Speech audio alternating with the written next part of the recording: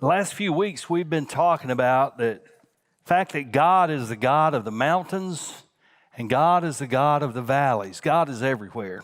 God is in every situation that we find ourselves in. And today I want to talk to you about one that will certainly be pertinent to every person here. Either you've already been there, you are there, or you will get there. And that is in the valley of grief. God is there.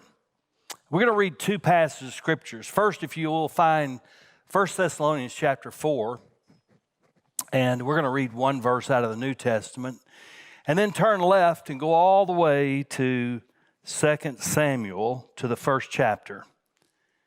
And we're going to read a passage out of the Old Testament. Let me ask you to stand, if you will, in honor of God's word as we read it. In 2 Samuel chapter 1, Saul was fighting the Philistines, against the Philistines, and he was killed in that battle. And the Bible says in verse 1, it came about after the death of Saul, when David had returned from the slaughter of the Amalekites, that David remained 2 days in Ziklag. On the third day, behold, a man came out of the camp from Saul with his clothes torn, dust on his head. And it came about when he came to David that he fell to the ground and prostrated himself. Then David said to himself, "From where have you come?" And he said to him, "I have escaped from the camp of Israel." And David said to him, "How did things go? Please tell me." And he said, "The people have fled from the battle, and also many of the people have fallen and are dead. And Saul and Jonathan his son are dead also." So David said to the young man who told him, "How do you know that Saul and his son Jonathan are dead?" And the young man who told him said, "By chance I happened to be on Mount Gilboa, and behold, Saul was leaning on his spear. And behold, the chariots and horsemen pursued him closely. When he looked behind him, he saw me and called me. And I said, 'Here I am.' And he answered and said, 'Who are you?' And I answered him and said, 'I'm an Amalekite.' And then he said to me, 'Please stand beside me and kill me, for agony has seized me because my life still lingers in me.' So I stood beside him and killed him, because I knew that he could not live after he had fallen.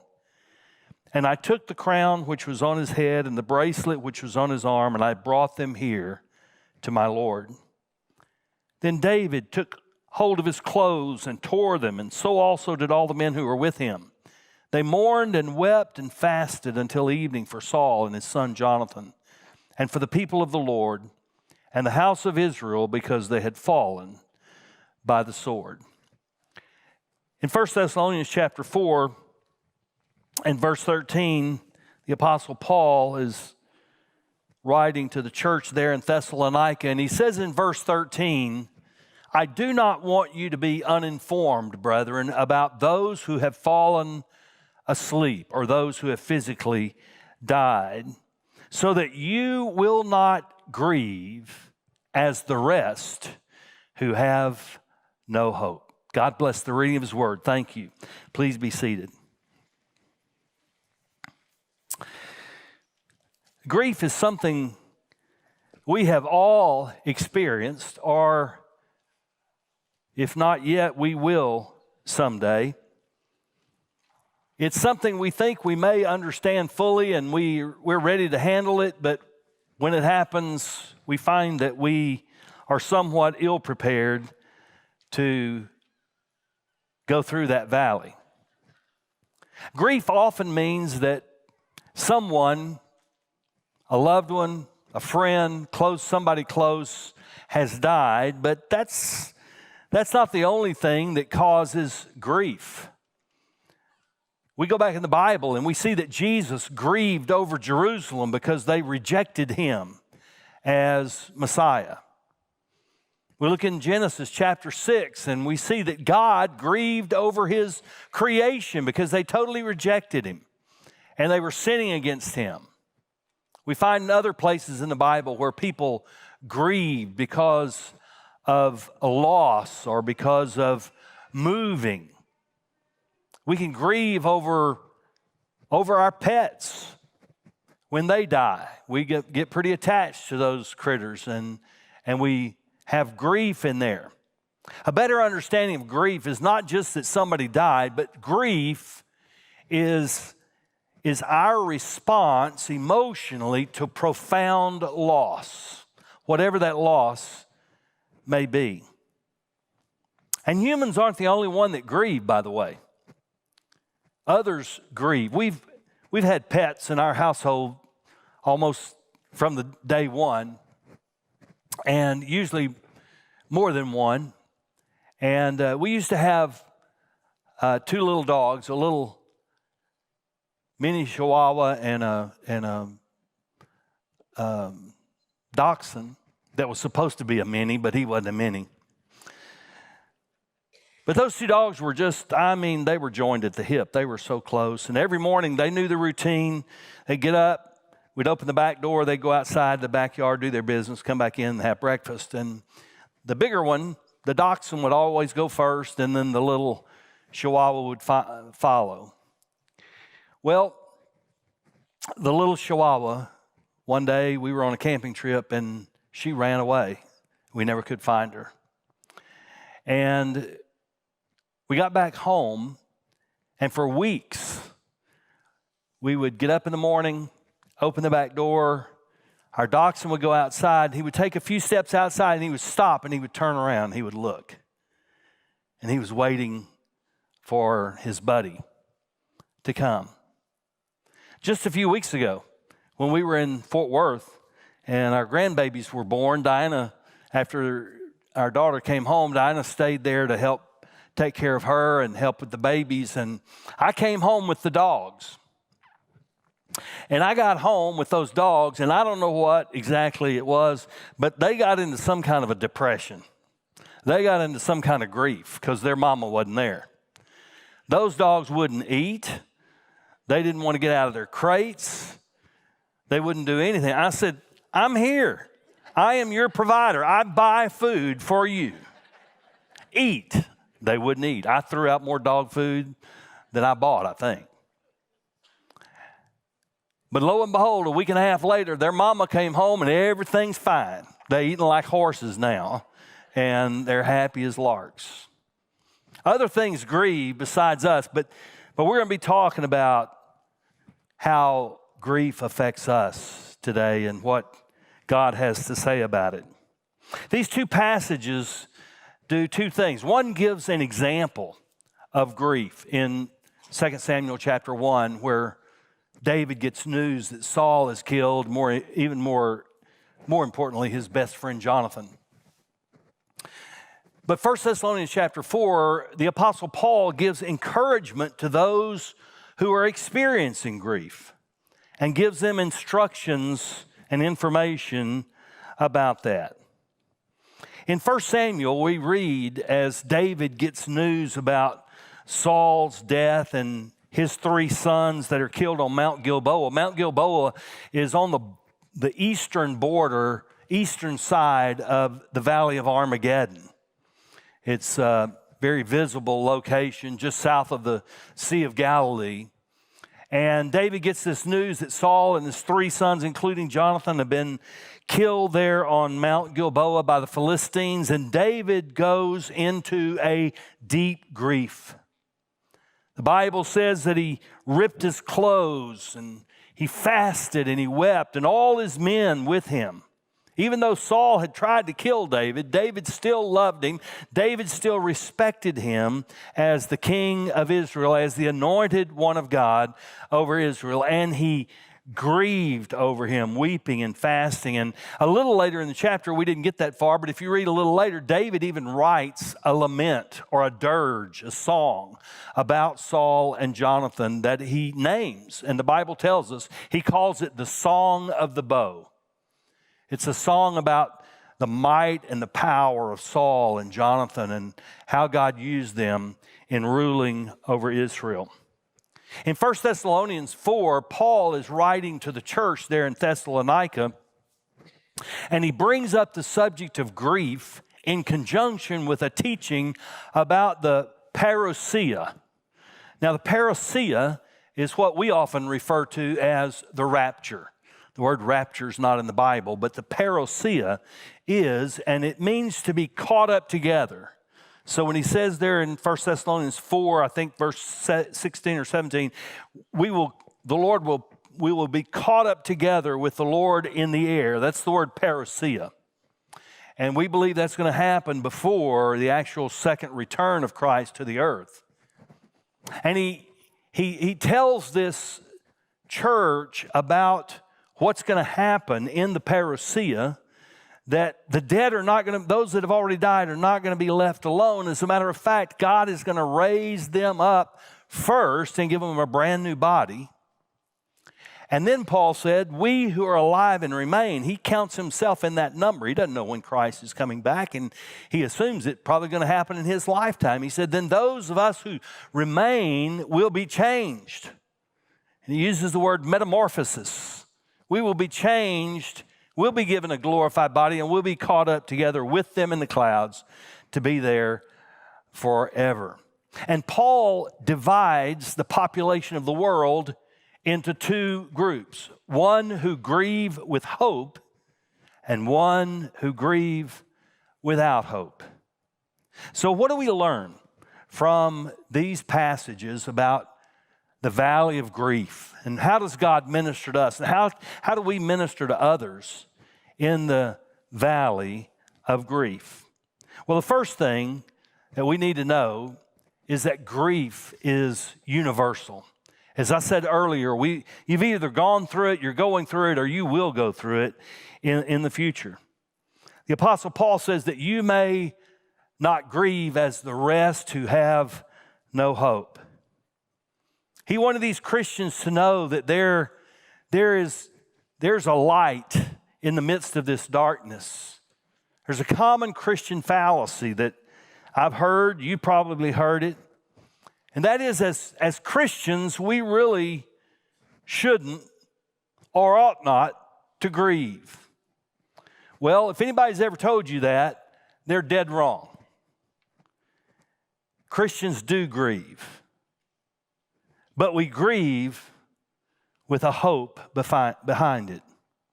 If you've ever lost someone or something that's dear to your heart, you'll understand what I'm talking about grieving. And it's wrong to suppress that. It's wrong for any of us to come up and tell somebody else, you shouldn't grieve. They're okay. They're with the Lord. Well, yes, they are, but they're not with me. And I feel that pain. As a matter of fact, grief is a good thing. It is God's process for healing us emotionally when we've had a loss. If you're like me, I did that just yesterday, but you're nailing a nail with a hammer and you miss the nail and you hit your finger, what are you going to say? Oh, I missed the nail. No, you're going to say, oh, I smashed my finger, and it's going to hurt. And that pain, that physical pain, is a sign to you that, dummy, you just hurt yourself. And you need to do something. You need to put ice on that finger. You need to bandage it up or whatever.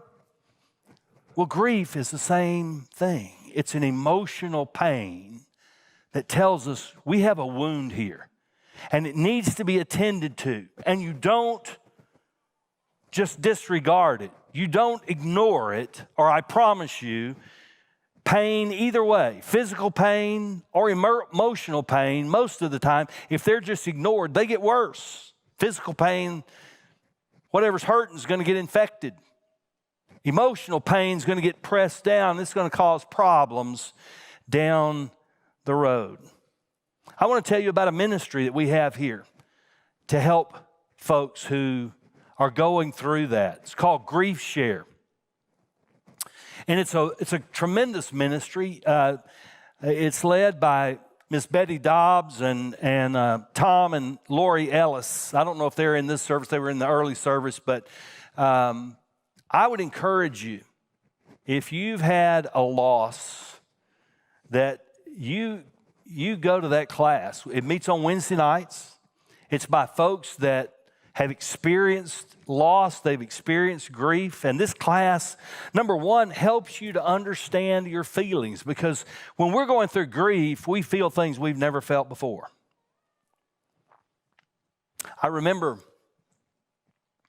when my dad died, I had other people that I was close to that had passed away. I'd felt grief before, but never like this, never with my immediate family, never with one of my parents. I was probably, 28 years old when my dad died. And Dinah and I were at our first church, pastoring our first church. We were in the middle of a building program that we were doing ourselves.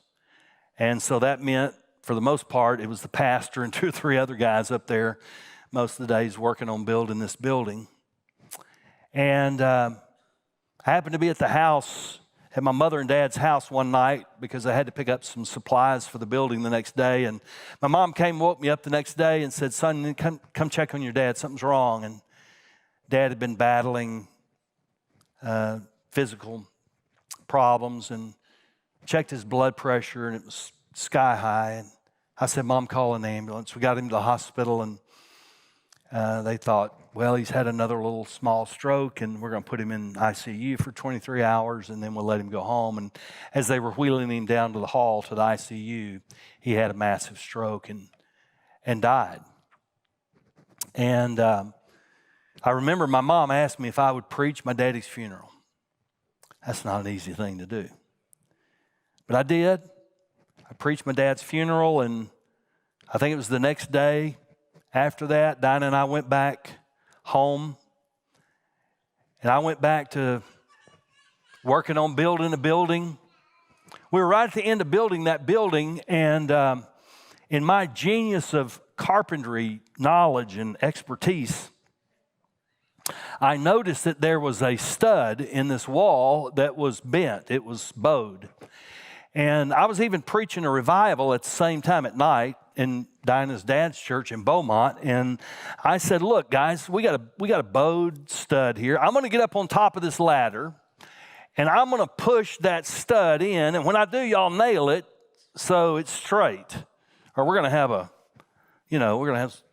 stud bowed out of the wall there."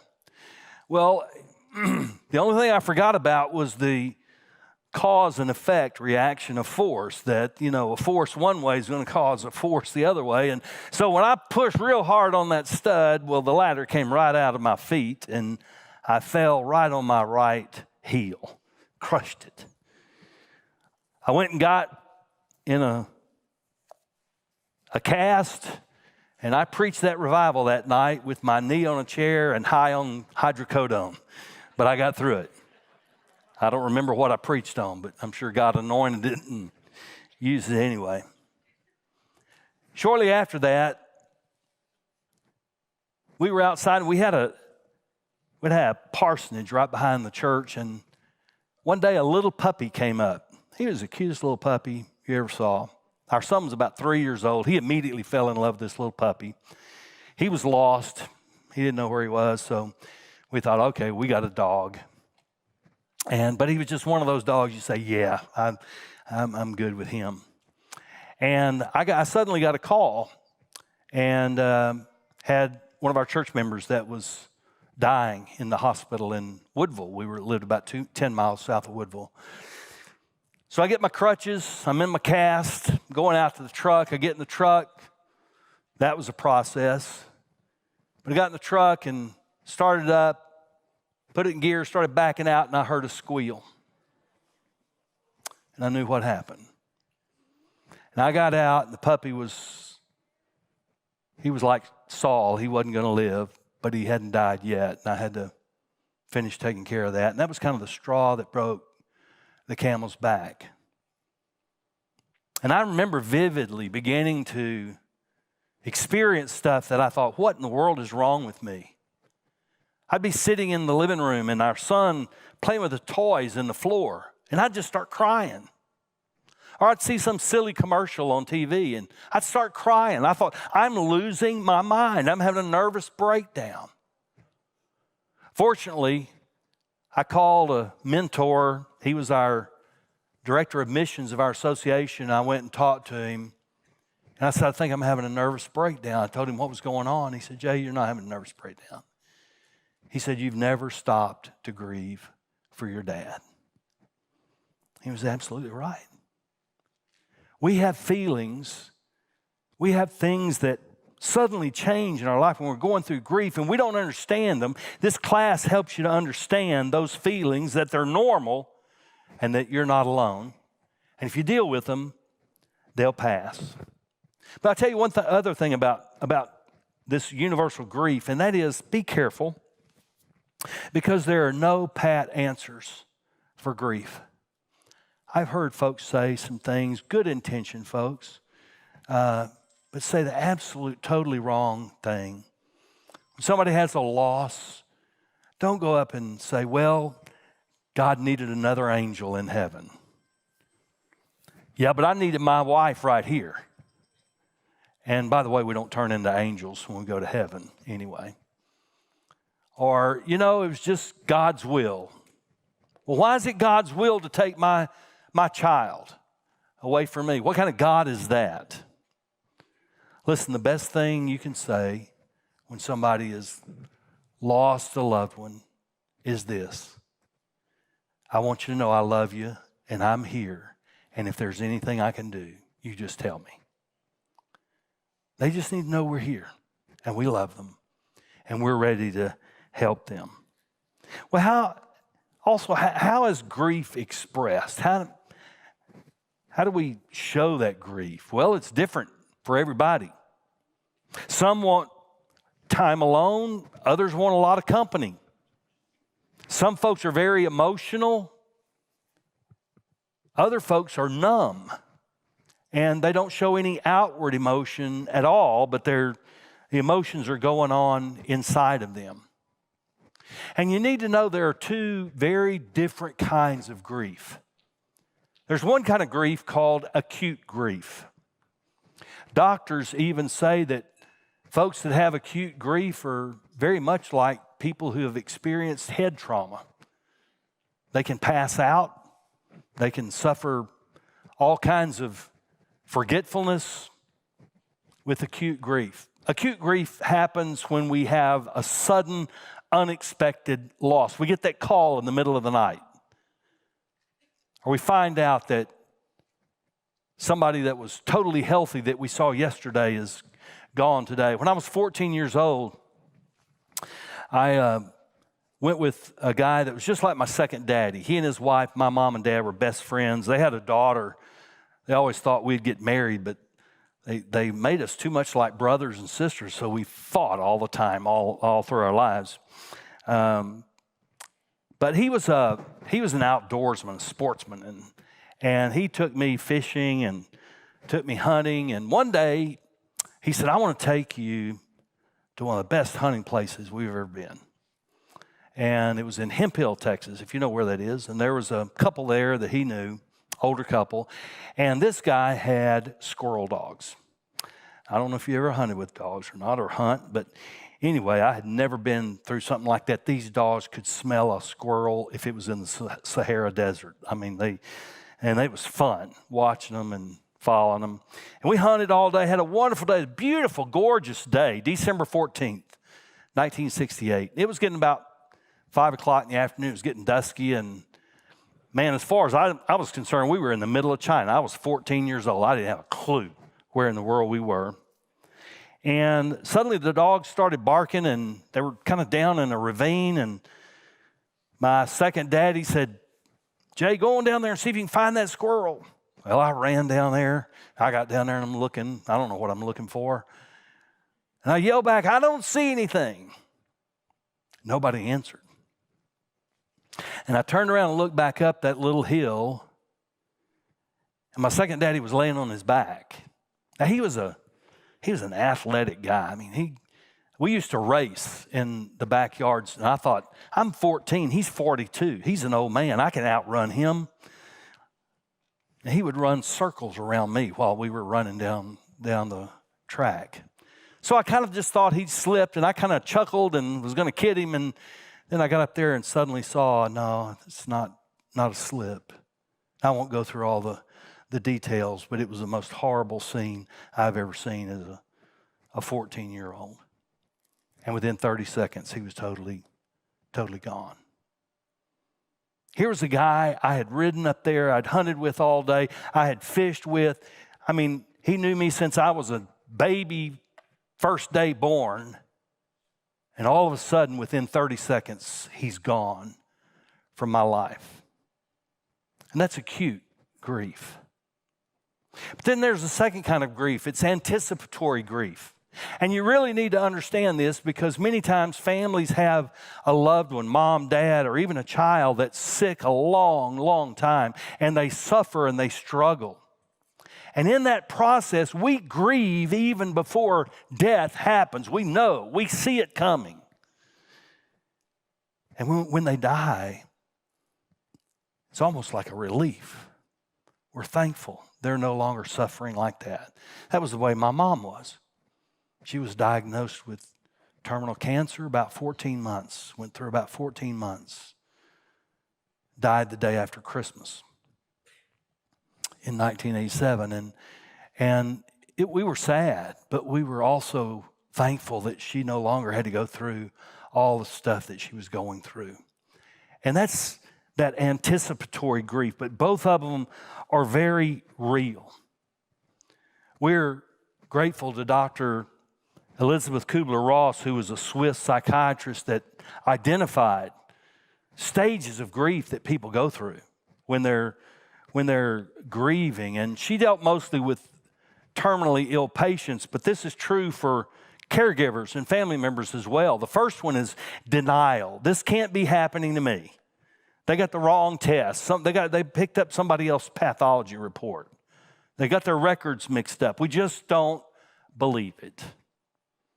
The second is anger. We get angry. When we come to realize, no, they didn't make a mistake, then God, why are you doing this to me? What kind of God is this? What kind of God would take my wife? What kind of God would take my child away from me? And we get angry. We get angry at God. We get angry at other people. They should have done something. They could have done it better. The doctors could have treated them better. And then we go through a bargaining stage. God, if you'll just make me better, if you'll just make me well, if you'll make my wife better, I'll do whatever you want to do.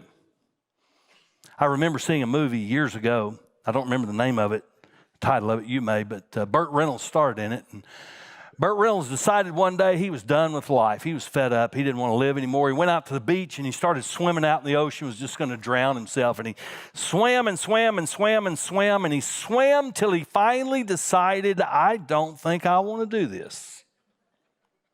And he turns around and he can barely see the shore back. And so he starts swimming with all his might and praying at the same time.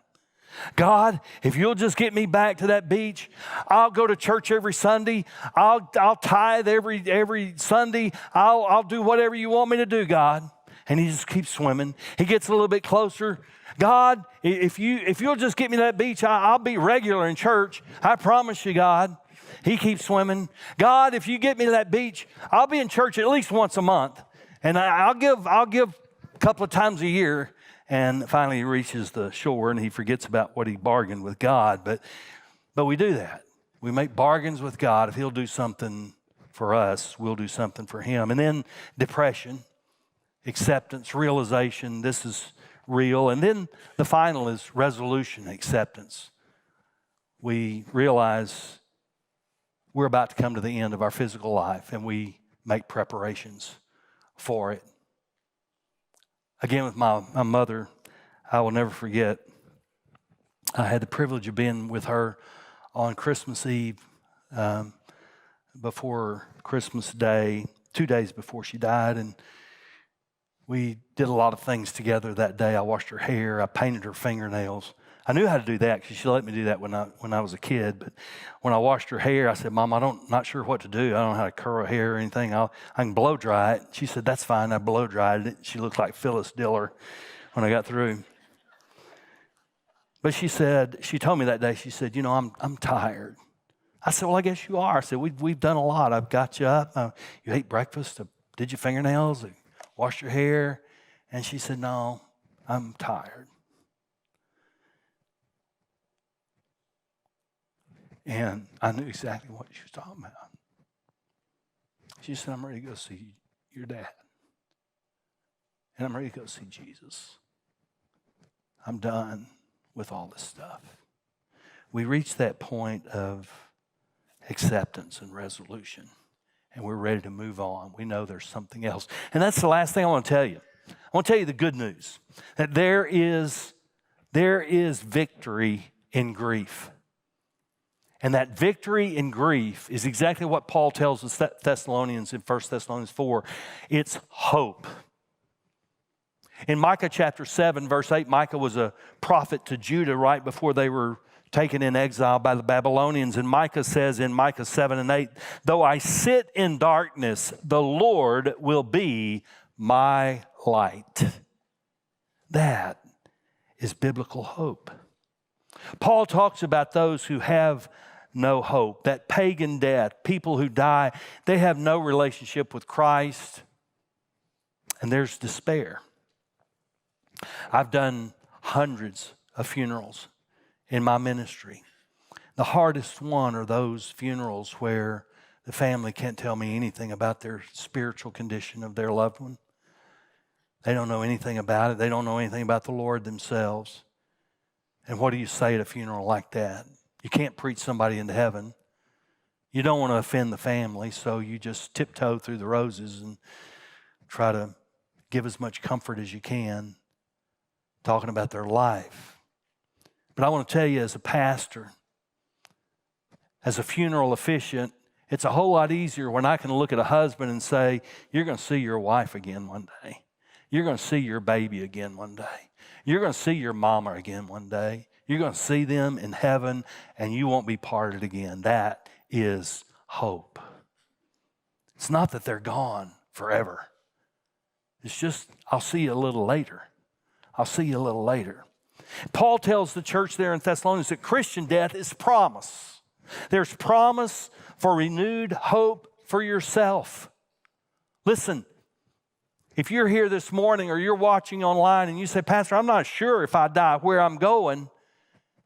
Well, I can tell you today how you can get sure that Jesus Christ is your hope. And you commit your life and your heart to Him, and you have all the eternal hope in the world. Not only we renew our hope for ourselves, but we renew hope for the one who died. You know, I said my parents passed away over 30 years ago. And there's not a day goes by I don't think about, I wonder what they're doing in heaven today. You know, what kind of activities they got going on right now. I know they're having a ball. And I'm glad. And they're seeing other loved ones, and they're seeing these heroes of the faith. They're seeing Jesus. They're, maybe out on a picnic on a heavenly hill somewhere. I don't know. But I know they're having fun. And we look forward to joining them. We rejoice in the hope of eternity. The Apostle Paul told the Corinthians, he said, if we have hoped in this life only, we are of all people most to be pitied. If this is all we've got, if this life is all that we have to experience, then we're miserable, pitiful people. But when we have hope in Jesus, we have hope way beyond this life. As a matter of fact, this life is just a drop in the ocean of the life God wants for you and intends for you. And that biblical hope that Paul talks about, it's not some hope so, wish so, maybe so, there's a heaven. No.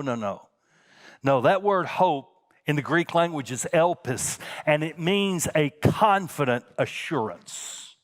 It's the promise of God to your life. If God's going to keep any promise, He's going to keep this. You trust in His Son. you have everlasting life. And that's victory in the valley of grief.